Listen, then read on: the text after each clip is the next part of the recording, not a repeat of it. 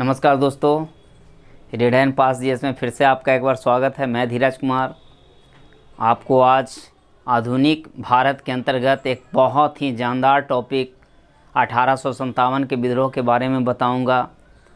और मैं यह समझता हूं कि टॉपिक के अंत तक आप 1857 के विद्रोह के बारे में बहुत अच्छे ढंग से समझ जाएंगे।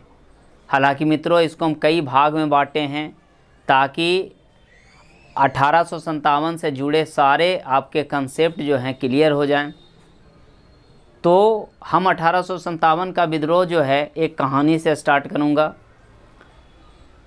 एक कहानी है आपका 11 मई 1857 ईस्वी का।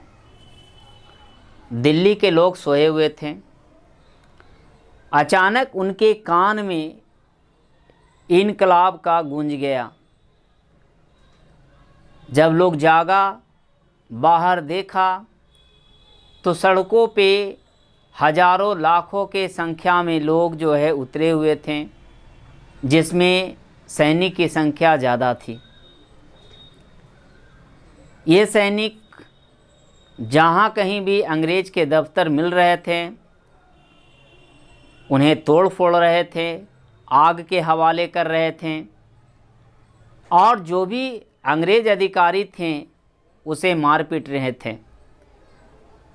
ये सारे अधिकारी, सैनिक अधिकारी जो हैं, हो हल्ला करते हुए दिल्ली के लाल किला पहुंचता है। और उस समय जो हमारा मुग़ल सम्राट जो थे बहादुर शाह जफ़र, उनके सामने जा कर के वो इस विद्रोह के नेतृत्व करने की बात करते हैं। हालांकि उस समय बहादुर शाह जफ़र जो थे वो असहाय थे, क्योंकि वो खुद जो हैं ब्रिटिश सरकार के पेंशन पे पल रहे थे। लेकिन फिर भी सैनिकों का दिलेरी हौसला को देख कर के उसके अंदर की आत्मा जाग उठी और वह जो है सैनिकों का नेतृत्व करने की बात कही। ये सैनिक अंग्रेज के थे, लेकिन आज अंग्रेज के खिलाफ थे। अंग्रेज़ों में या ब्रिटिश गवर्नमेंट में कहिए तो लगभग 2,32,224 सैनिक थे, जिसने अंग्रेज को हुक्म को फूंक मार करके उड़ा दिया, जो बरसों से उसे प्रशिक्षण या तालीम दी जा रही थी, जो उसे अनुशासन सिखाया जा रहा था। वो सारे अनुशासन को ये सैनिक जो है फूंक मार के उड़ा दिया। ब्रिटिश गवर्नमेंट को लगा कि शायद अब यहाँ पे जो भी हम लोग ब्रिटिश गवर्नमेंट के जो लोग हैं वो सभी के सभी मारे जाएंगे। उनके अंदर एक खौफ पैदा हो गया।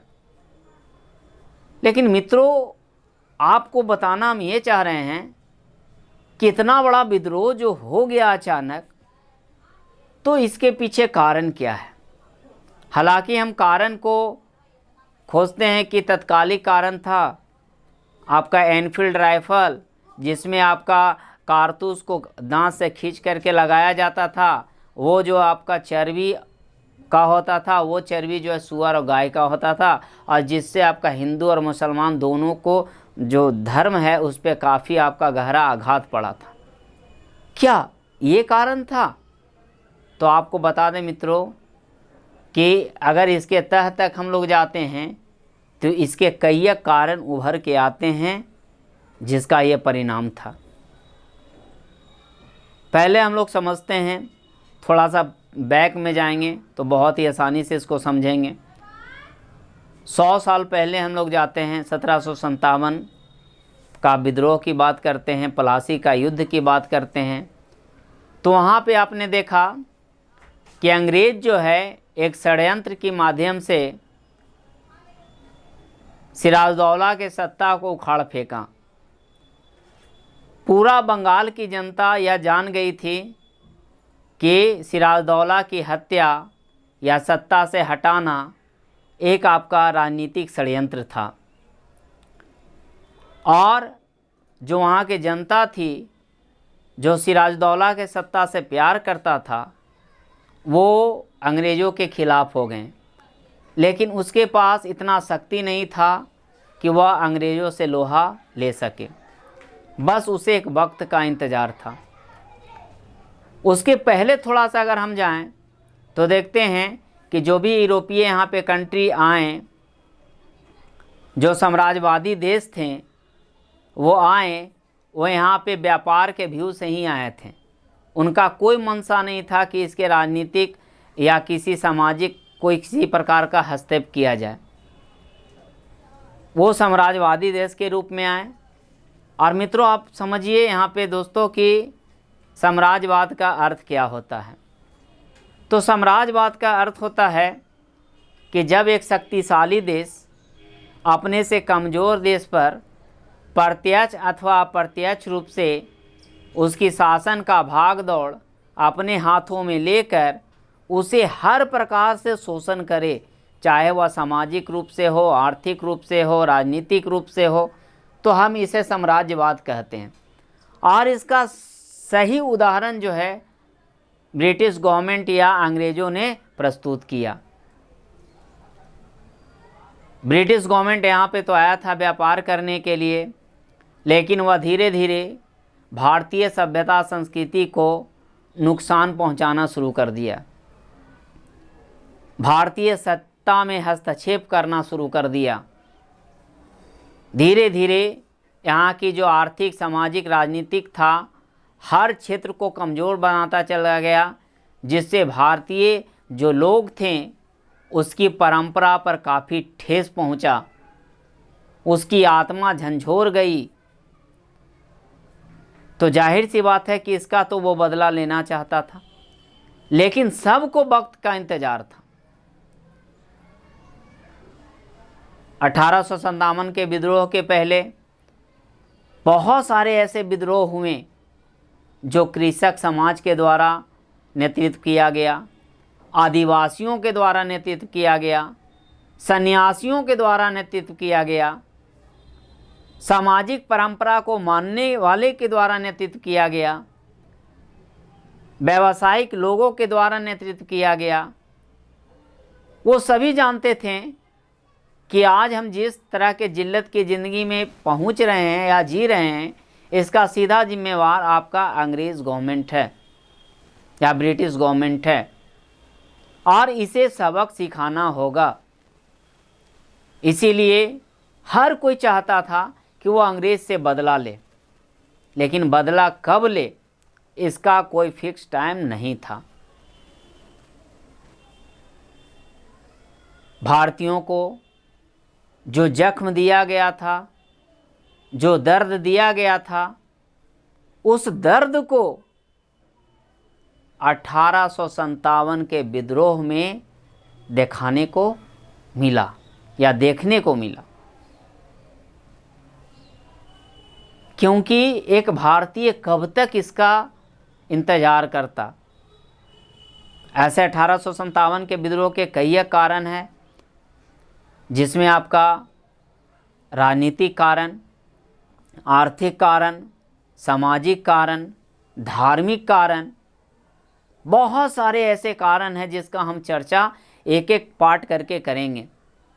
यहाँ पे आप बोर्ड पे देख रहे होंगे कुछ पॉइंट जिसको हमको समझना बहुत ही ज़रूरी है, क्योंकि यही आपका आधार बनता है 1857 के विद्रोह का। तो हमने बताया कि जो आपका ब्रिटिश गवर्नमेंट था वो भारतीयों के हर पहलू को कमज़ोर या तोड़ने का प्रयास किया। फूट डालो और राज्य करो की नीति का काम किया, जिससे भारतीयों में एक ज्वाला पनपता गया। देखते हो ना कि ज्वालामुखी जब धरती के अंदर आपका बहुत ज़्यादा गैस बन जाता है, मलबा जो है वो जमा हो जाता है, जो उसका लावा है वो जमा हो जाता है, तो कहीं ना कहीं से फट करके निकलता है।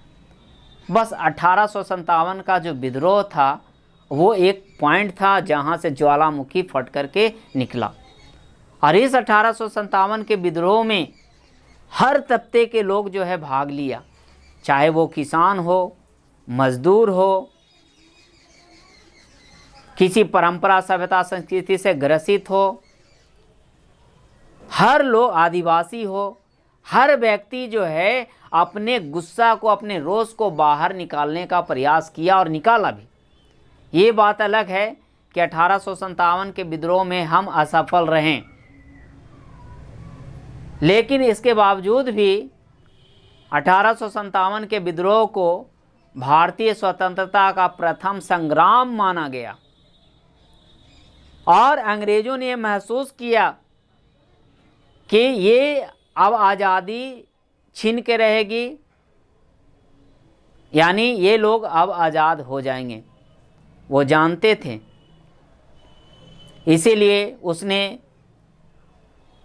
1858 में ब्रिटिश क्राउन का शासन को व्यवस्थित किया यहाँ पे कि अब डायरेक्ट रूप से यहाँ पे जो है ब्रिटिश गवर्नमेंट का शासन होगा, कोई भी कंपनी का शासन नहीं होगा। वो जानता था कि अगर ये कदम नहीं उठाया गया तो ये भारतीयों का एक सहानुभूति कहिए या फिर लगाव कहिए, कितने बड़े जो आपका ब्रिटिश लोग थे वो सुरक्षित रह गए, क्योंकि जितना आपका यहाँ पे भारतीय सैनिक थे उसके मुकाबले में ब्रिटिश सैनिक काफ़ी कम थे।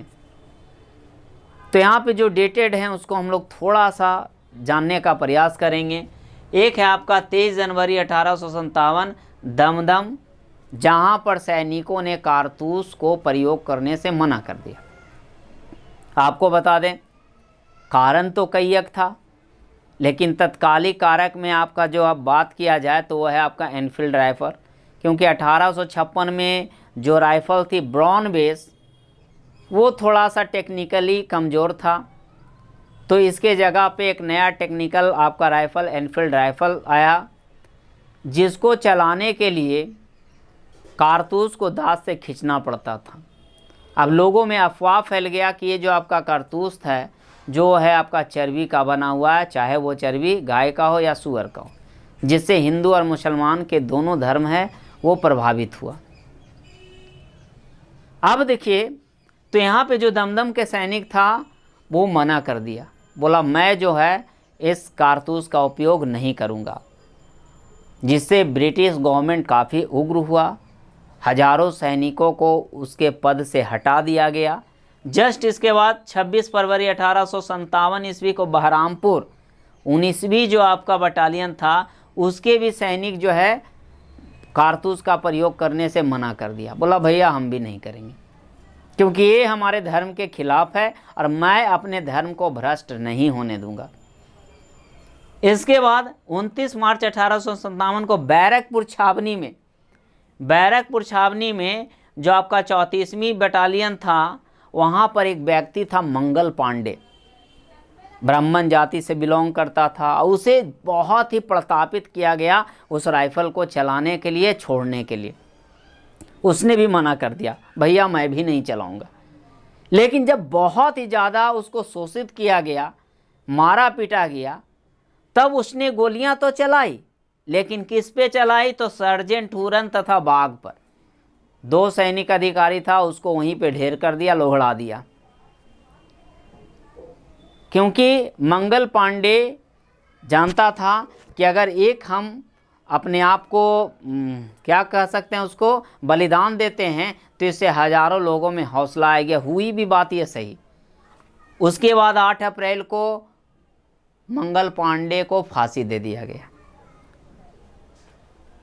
फांसी पड़ने के बाद जस्ट देखिए 24 अप्रैल 1857 का लगभग 85 जो आपका घोड़सवार था उसने भी जो है अंग्रेजों के बात को मानने से इनकार कर दिया, यानी उसने भी कारतूस का प्रयोग न करने का फैसला लिया, उसे भी हटा दिया गया। इसके बाद आइए 10 मई 1857 में मेरठ जो कि आपका उत्तर प्रदेश, एक बैरकपुर छावनी जो है आपका पश्चिम बंगाल में पड़ता है और एक मेरठ उत्तर प्रदेश दिल्ली के काफ़ी करीब है, वहाँ के सैनिकों ने उग्र रूप से विद्रोह किया।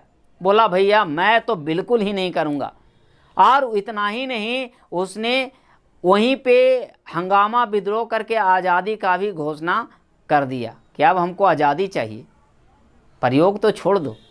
और वो भागता हुआ दिल्ली पहुंचा। हमने आपको कहानी समझाया कि 10 मई 11 मई को दिल्ली में पहुंचा। इसके बाद 12 मई को सैनिकों ने दिल्ली पर अधिकार भी कर लिया।